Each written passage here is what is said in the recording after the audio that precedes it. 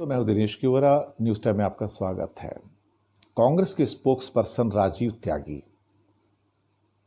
एक TV channel के ऊपर बहस करते करते परेशान हो गए।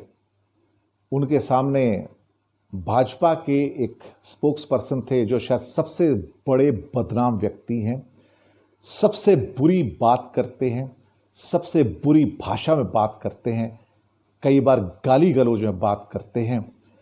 उन्होंने राजीव त्यागी को बहुत बार जयचंद जयचंद जयचंद भी कहा। जयचंद का मतलब होता है देशद्रोही।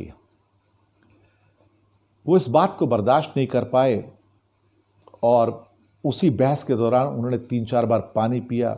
घबराए हुए थे, शायद पैर कांप रहे थे, सीने पे बार बार हाथ फेर रहे थे।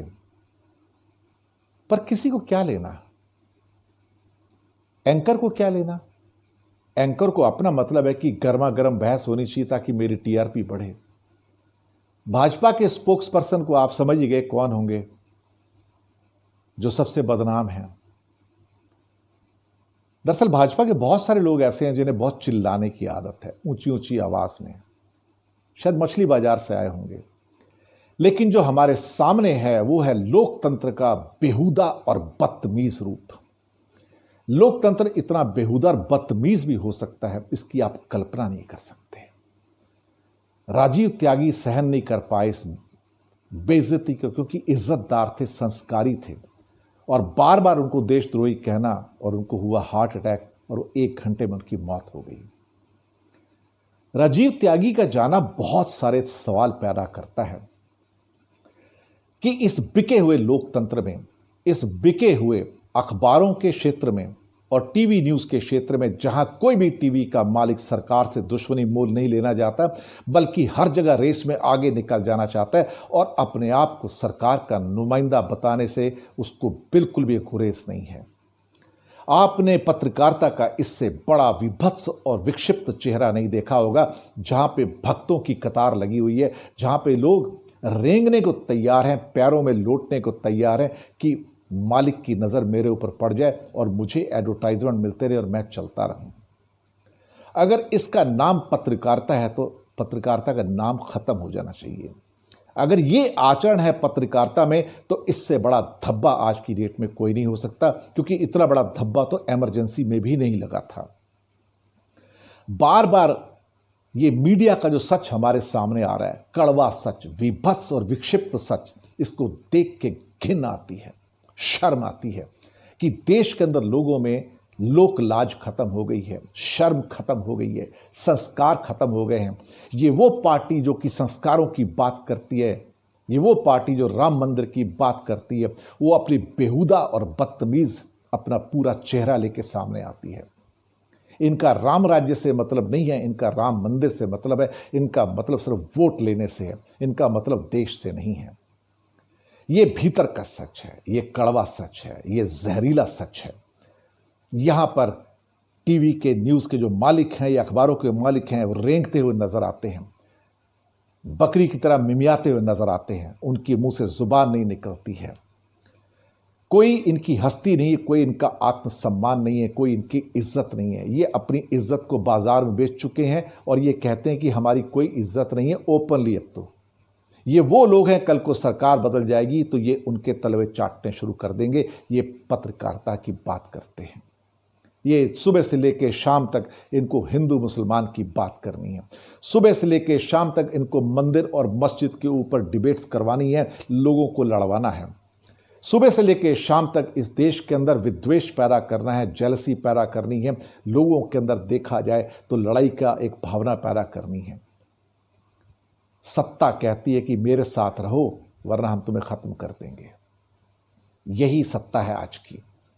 इसी सत्ता के सहारे ये सत्ता हासिल हुई है।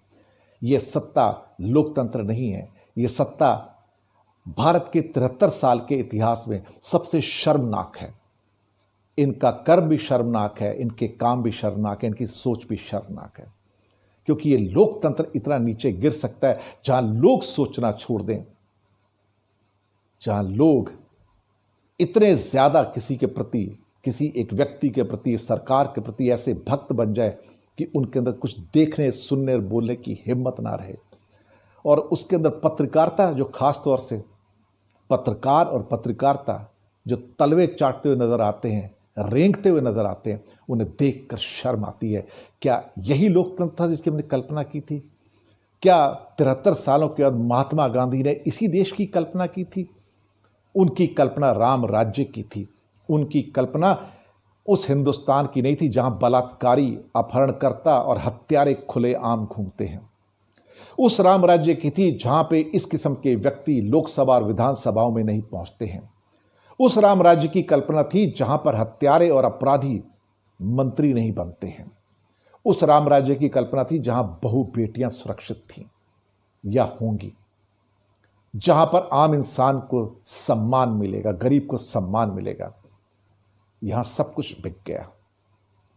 लोकतंत्र का सिर्फ नाम लिखा हुआ है। लोकतंत्र के इसके मंदिर में सब कुछ बिकता है, सब कुछ खरीदा जा सकता है, चाहे वो राजस्थान का किस्सा हो या फिर उसके बाद मध्य प्रदेश का किस्सा हो या उसके बाद कहा जाए कि जो कर्नाटका का किस्सा हो।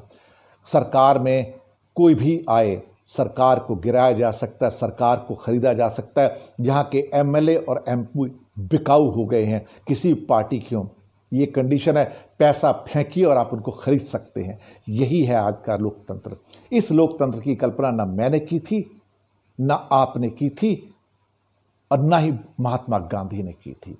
आज आज़ादी के 73 साल के बाद, जब कल सुबह 15 अगस्त है, आज़ादी के 73 साल के बाद मैं आपको बधाई तो दे रहा हूं कि 15 अगस्त की मुबारक हो। जय हिंद। भारत आबाद रहे। भारत तो आबाद रहेगा, लेकिन इन लोगों ने भारत को बर्बाद करने में कोई कसर नहीं छोड़ी है।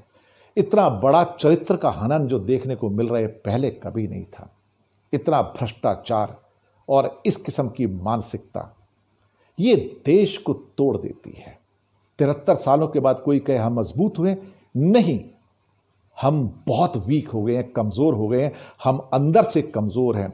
हम ऐसे दीमक लगी हुई एक दीवार बन गए हैं जो कभी भी भरभरा कर गिर जाए।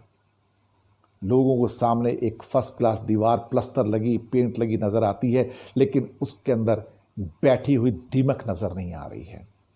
ये दीमक से सावधान रहना। वो पत्रकारिता जो चौथा स्तंभ है, उससे भी सावधान रहना। ये पत्रकार नहीं है, ये रेंगने वाले कीड़े हैं। यहाँ पे आवाज़ उठाना सबके बस की बात नहीं है। हर चैनल हमारी जैसी बात नहीं कर सकता है, हिम्मत वाली बात नहीं कर सकता है। जो हैं उनको सलाम। जो नेता आज भी खड़े हैं उनको सलाम। जो वीर हमारे खड़े हैं उनको सलाम। और जो इस देश के लिए जिन्होंने कुर्बानियाँ दी उनको सलाम। लेकिन रेंगते हुए कीड़ों को और उन नेताओं को जो देश में एक तरह से कहा जाए उसकी जड़ों में दीमक बन के बैठे हैं, उनसे इस देश को छुटकारा पाना ज़रूरी है और छुटकारा मिलेगा। 73 साल हो गए। शुक्रिया आपका। 73 साल की बधाई आप सबको। भारत को आज़ाद हुए। उम्मीद है आने वाले दिन बेहतर होंगे। जय हिंद।